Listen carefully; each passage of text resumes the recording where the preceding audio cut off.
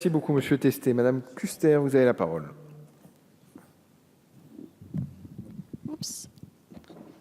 Monsieur le Président, oui, cet article 4, comme l'ensemble du titre 2, fait du CSA la cheville ouvrière de la lutte contre la manipulation de l'information. L'autorité de régulation audiovisuelle est l'organisme tout désigné, bien sûr, pour mener à bien cette mission.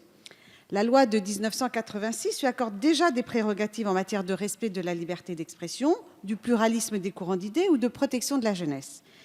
L'article 4 prévoit deux nouvelles hypothèses.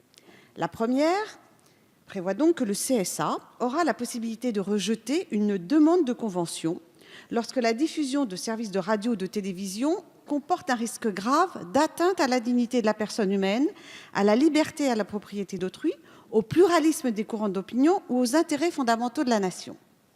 Au fond, cette nouvelle faculté ne fait qu'entériner une pratique qui a déjà cours et qui est reconnue par la jurisprudence du Conseil d'État, à savoir la capacité du CSA de rejeter une convention pour un motif d'ordre public. Il n'y a donc sur ce point pas lieu de faire d'observations spécifiques.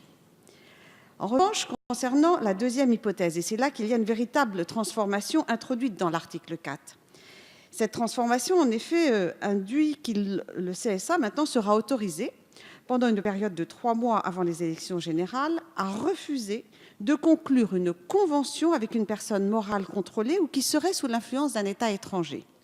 Et là se trouve bien sûr toute la difficulté. Autant il n'est pas difficile de savoir si une chaîne est contrôlée par un État étranger, il suffit de se rapporter à son capital, autant il est éminemment complexe d'objectiver l'influence qu'un État étranger exerce sur un service d'information.